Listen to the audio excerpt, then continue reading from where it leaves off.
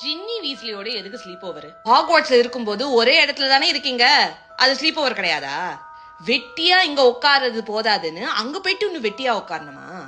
ஏதோ 2 மாசத்துக்கு சம்மர் பிரேக்ல வரீங்க, ஆனா அம்மா அப்பாவோட டைம் ஸ்பெண்ட் பண்ண வேண்டாம். கூமான ஒழுங்கா முடிச்சேயா? None of my Hogwarts friends do these muggle activities. அப்படியே போட்டுருவேன். இந்த வாயினாலதான் ஹர்மைனி ஃபர்ஸ்ட் வரா. உன் ஃப்ரெண்ட்ஸ் பாம்பு புத்துல கைய Mom, வச்சு that's not the same. அந்த அம்மாக்கு ஒரு பிராந்து பிடிச்சிருக்கு.